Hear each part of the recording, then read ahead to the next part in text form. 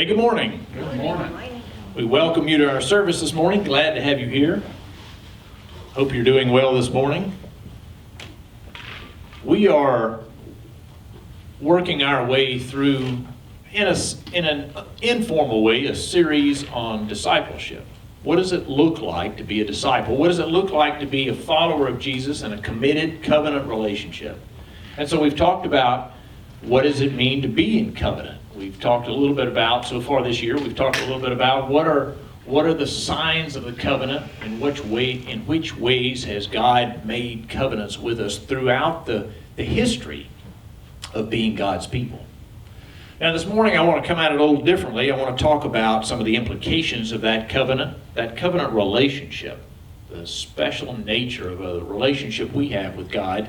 And as I'm known for doing, I have a question for you. Surprise, surprise. I have a question for you. It may come from a little different angle this morning, but just be patient with me, bear with me, and let's run with this. So I want to know, have you ever been late on a payment? You ever been late on a payment? Let me ask it a little different way. Have you ever been late on a payment and it wasn't your fault? You know, maybe there was an administrative error. Maybe there was a mix-up in the mail. Maybe you had some sort of an emergency and you were away, and the bill came, and you weren't able to get it back on time because of the emergency. So there's a number of reasons. I don't mean to say that all late bills are because we are just irresponsible, right?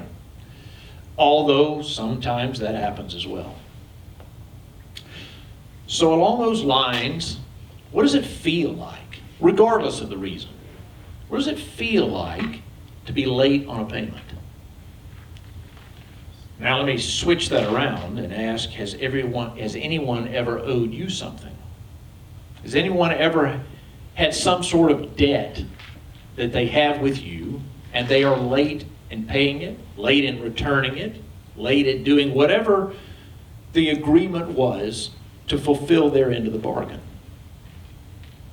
I want you to think a little bit about that this morning as we work through our scripture. I invite you to turn, if you have your Bible, or you can access a Bible app online. We're going to look at the prophet Micah. You may be thinking, who's Micah? So let me give you just a little bit of background. I don't want to go too far into it this morning, but Micah is one of what we call the minor prophets. In other words, he's not one of the major ones. He's not Isaiah, he's not Jeremiah, Daniel, Ezekiel. These are known as the major prophets for varying reasons. Either the writing or the speaking prophets. But there were also some minor prophets that were men, typically God sent to his people Israel, usually in a situation where they'd gotten off track. They had fallen down their responsibilities. They had in some way incurred a debt to God. And the Lord would send a prophet. Now, a prophet had a tough responsibility.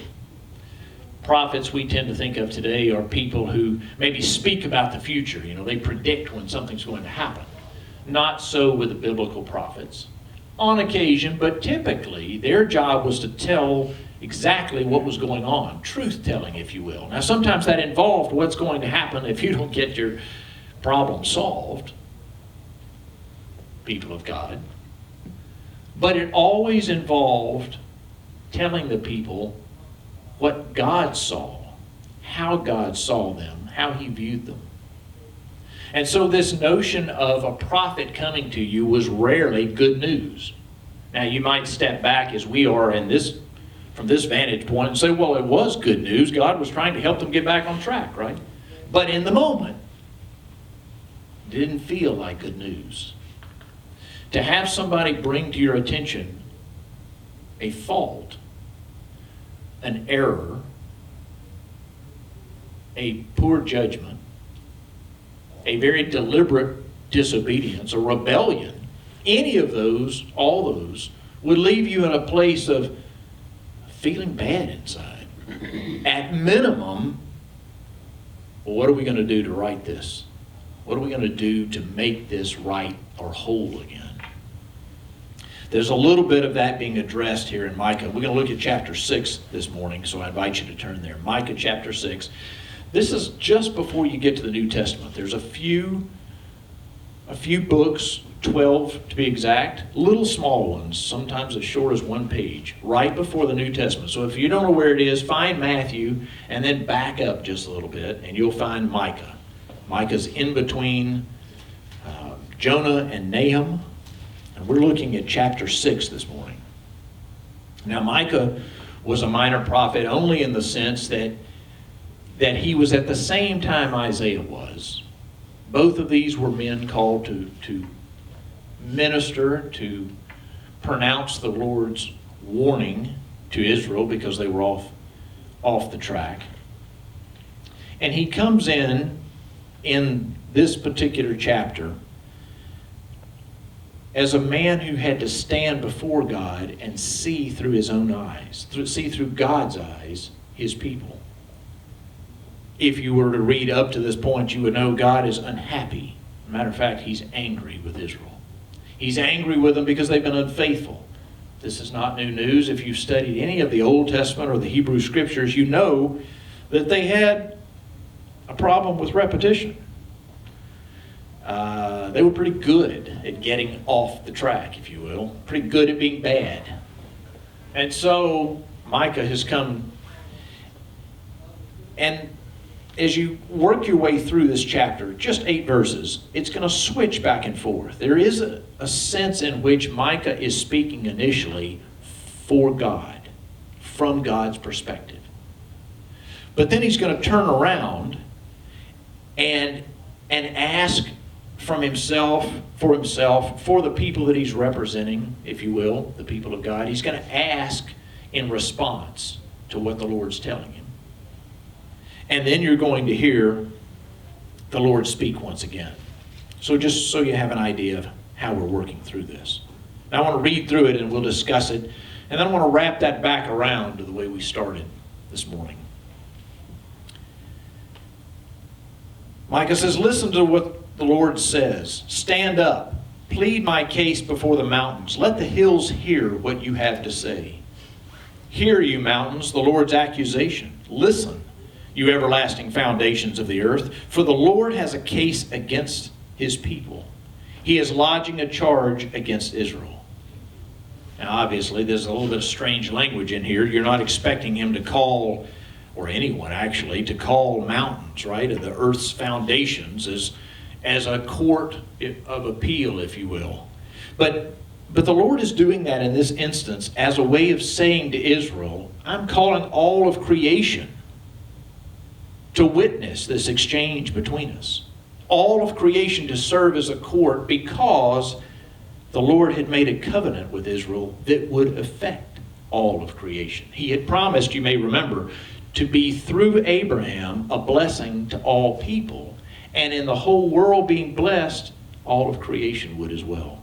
So he's calling the creation to serve as this court of appeals. The Lord has a case against his people. He is lodging a charge against Israel. Then he asks this question, my people, what have I done to you?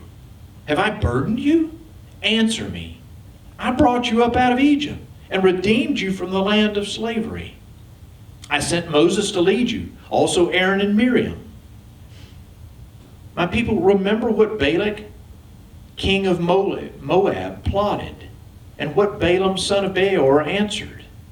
Remember your journey from Shittim to Gilgal, that you may know the righteous acts of the Lord. Again, foreign language to us, foreign events, a little difficult to just pick this up and read it and know instantly what's going on. So to try to help you a little bit, you may know what this is all about and the Exodus, the people had been living in slavery and God has come to their rescue. And he's used Moses and Aaron and Miriam to help him bring them out of slavery. They were utterly unable to do anything about their own problem. And God redeems them and brings them out. It is a huge event for the people then. It is a huge event for all people of God in all time since then. to look back on and remember that was the period, that was the event, not like just a single event, it was over time, but that was the event in which God created a people that weren't really a people into a nation, into a people that God would use as his witness, or at least that was the intention, to the rest of the world, to tell them, all those who would listen, this is the God. This is our God, and he has a special relationship with us. And he can be yours. That was a bit of the covenant, very short summary terms. And this is the reference to it. What have I done to you? Well, look what I've done. I brought you out. I made you a people. I blessed you. He goes on to ask them to remember these events that took place with Balak, the king of Moab. Moab was one of their perennial enemies. There was constant feuding back and forth. When the people had come out of the Exodus, these people from Moab and Edom and others were in fact ancestors going way back. They were related to the Israelites. And so you would have expected them to be treated at least kindly. Maybe not gracious, but at least kindly. But in fact, they weren't happy to see the Israelites coming back. And they didn't treat them well at all. There was war between them.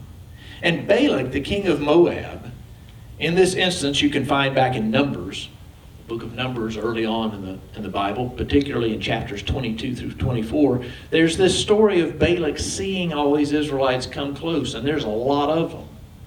And he begins to feel a little threatened. And so he calls on the prophet Balaam to go and curse these people. If you remember the story, you know that when Balaam went to curse them, that's not exactly what God had him do. A prophet of God's. And God had him not only not curse them, he had them blessed through Balaam. And he didn't just do that one time. Balak kept getting upset. Hey, what's the deal? I hired you to curse these folks, and you've turned around and blessed them. 3 times this happened. And Balaam, in essence, says, I can only tell you what the Lord speaks through me. God is calling, through the prophet Micah, the people to remember, in the midst of your disloyalty, in the midst of your rebellion, in the midst of all that you have done to forsake me as your God, I want you to remember all that I've done for you. Good things for you. Undeserved things for you. I've been very kind and gracious, he's saying. Even when those around you were making it difficult. And that's the same with this journey from Shittim to Gilgal. All of this, the Lord is calling to their attention to remind them of the righteous acts he had done. Righteous even if they had been good, but they've been disloyal. You can imagine being the prophet, right? Imagine standing for the people before this holy God and him showing you, him telling you all of this, and you realizing you're representing the people that are being accused by God.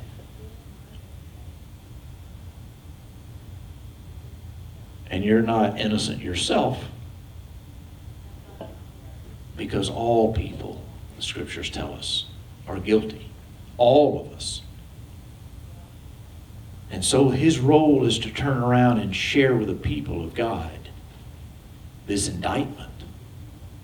And he says, as you might, when you know you're guilty and you know you're representing a people who are guilty before a God who is clean and pure and holy and right and true, and has, in spite of your failings, repeated failings, he's blessed you again and again and again. Now you're having to turn back to him and say, what do I do? What do we do? How do we make good on this terrible indiscretion? In verse 6 he says, with what shall I come before the Lord and bow down before the exalted God? Shall I come before him with burnt offerings, with calves a year old? He's referring back to the practice of the sacrifice that God had put in place, and they've been practicing this for years. And again, if you know anything about the sacrificial system, you might know that this was taking an unblemished animal you had and killing that animal and sacrificing it as payment for your debt. Not once, but repeatedly. Over and over and over and over and over. Because why? Because the people kept incurring debt. They kept failing. They kept sinning against God, rebelling. And so they had to continue these sacrifices. And the prophet Micah is referring back to these. And he's saying, what shall I do? Do I once again come before you with a burnt offering? But then he ramps it up a bit, realizing that's really kind of a rhetorical question. Of course not. One time's not going to do it. And he says in verse 7, will the Lord be pleased with thousands of rams, with 10,000 rivers of olive oil? In other words, yeah, he's exaggerating perhaps, but he's basically saying, how can we, a sinful, rebellious, repeatedly failing people, come before a God who is so good and kind and right, who has been so good to us? What? Can you feel it? There's no answer. Even if we had a gazillion, we might say today. If I brought the whole farm of everybody that's got a farm, and I laid it all before you as a sacrifice, would that be enough? No, it wouldn't be enough. And then he gets down to the most critical thing he can think of that he could offer, particularly meaningful in that day, but I suspect still meaningful today. For those of you who have children, listen to this next verse. Well, we're in the middle of verse 7, sorry. Shall I offer my firstborn for my transgression, the fruit of my body for the sin of my soul? In other words, shall I take my own child? If I killed my own child and sacrificed him to you, would that be enough? You may remember that in that initial period of covenant between God and Abraham, he had in fact asked Abraham to do this very thing. Do you love me enough to keep this agreement we have? This covenant that I've made with you? Knowing that I am faithful to my end, I've lived up to it, and yet you have incurred debt. Would you be willing to sacrifice your only son, your firstborn son, the one who, in fact, for me to make good on this covenant, has to remain alive? Would you be willing to sacrifice him if I asked you to? In other words, if you've got nothing in it, just because I asked you to do this, would you do it? Do you love me that much? And you may remember Abraham said yes. But God in his grace spared the child. Micah is coming back and saying, would that be enough now?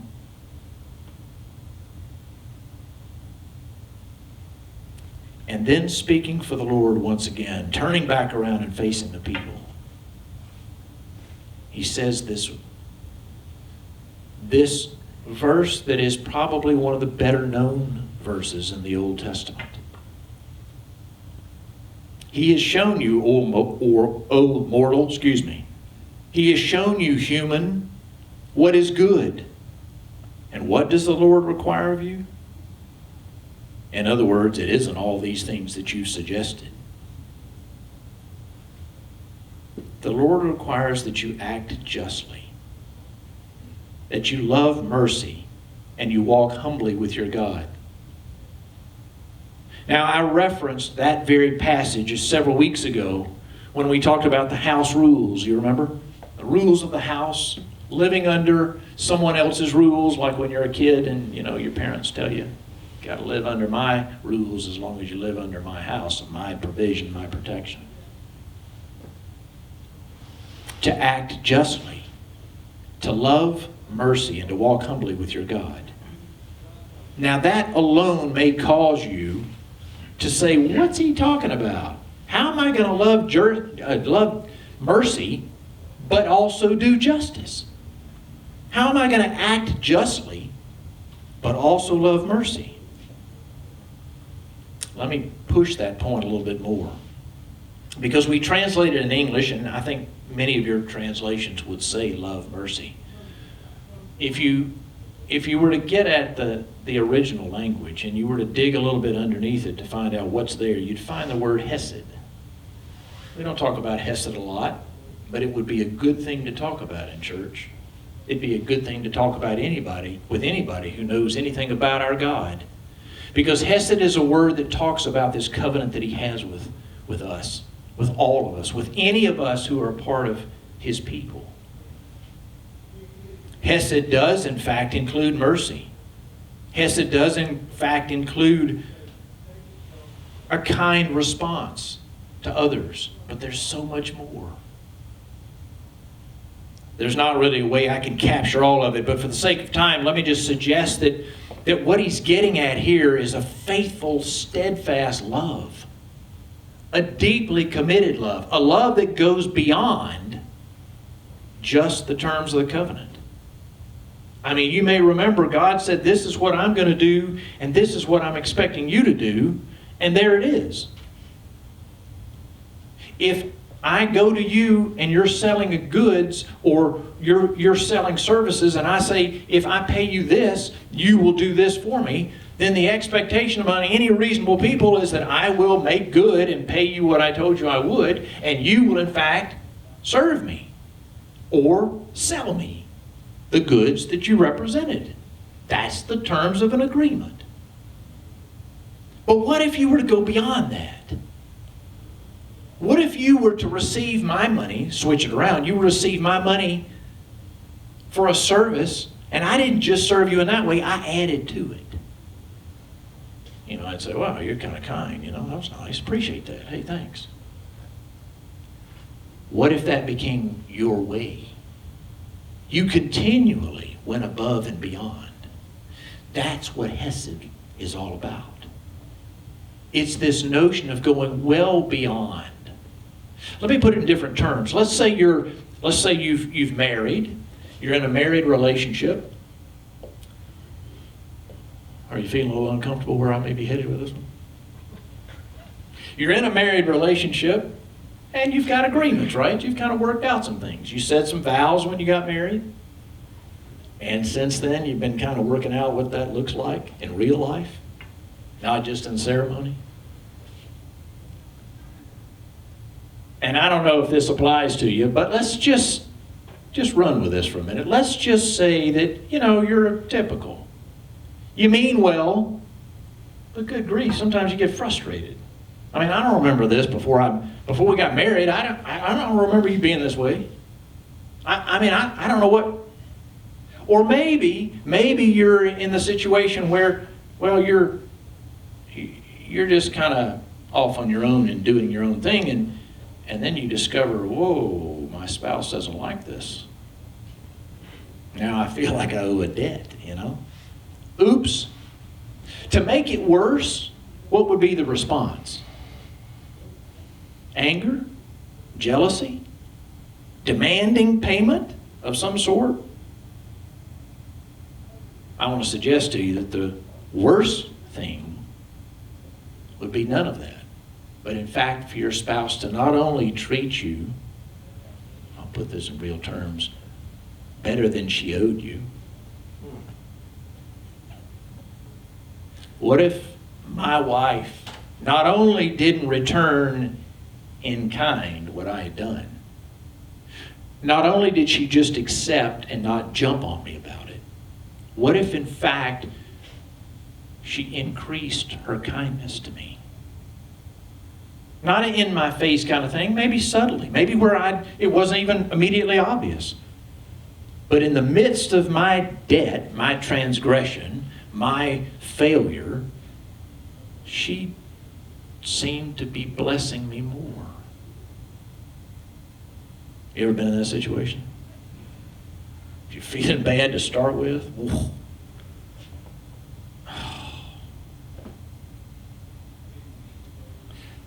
There is a sense in which this prophet is facing this God, recognizing that he has done above and beyond for a people who have continued to fail and rebel and run off to other sources, other gods. And when asked what can be done to repay, to make it right, he says, act justly and love mercy in the way we've been talking about. Hesed, above and beyond. And walk humbly with your God. Because you see, if you're going to stand before this kind of a God who's loved us with that kind of love, how else are you going to walk with him but in a very humble spirit? Oh my goodness, not only have I failed you, not only have you not returned in kind what I deserved, you've been so much kinder, so much better to me.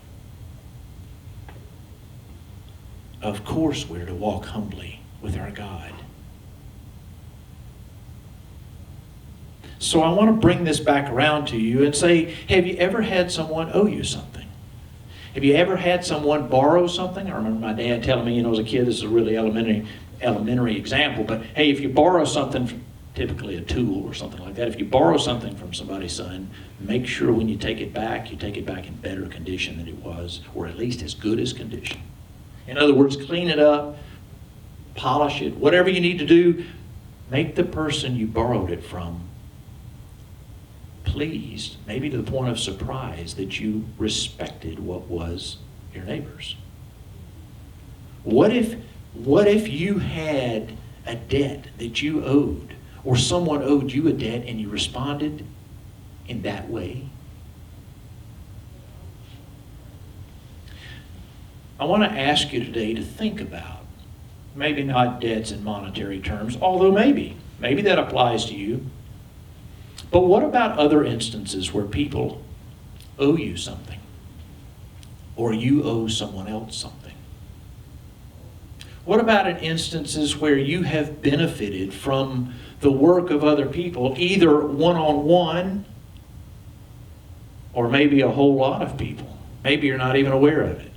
Maybe if you think really hard, you'd be aware of it, but we just don't, right? Because we're just coming and going and doing our thing, and we don't stop to realize, wow, I am blessed greatly by other people doing what they do, and we don't even interact really.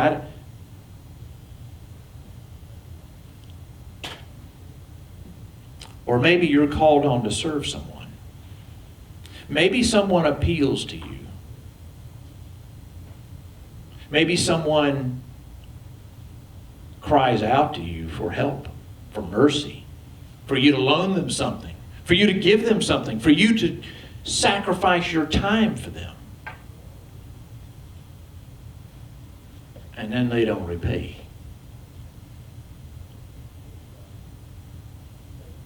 Or maybe they do something, in fact, to harm you. How do you respond? How do you respond as a Christian now? That's the question I'm asking you. How do you respond knowing that we had the same situation with our God? And how has he responded? And how does he call you and me to respond on a day-to-day basis? This is part of what it means to be a disciple of Jesus. This is part of what it means to be a member of God's family. This is part of what it means to be a part of the people who are blessed.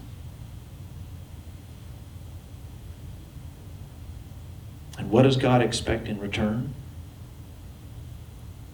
For us to be like Him to our neighbor. That's the message today, folks. That's the point.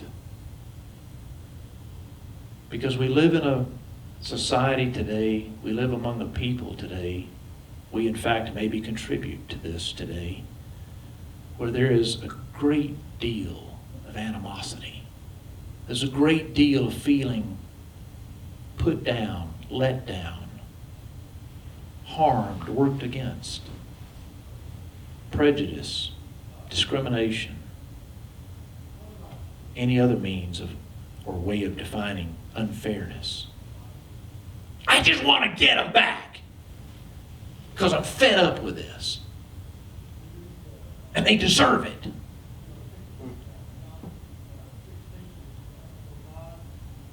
That's the feeling, I don't know about you, but that's the feeling I get every time I turn the news on. We seem to be plagued with it as a people. And this is the way our God calls us to respond. If we hope to change it, this is the way our God calls us to respond. It is a challenge. It is a great challenge. And it has to start with me. And it has to start with you. Because our God started it with each of us first. May we honor Him in the way we respond. May we honor Him.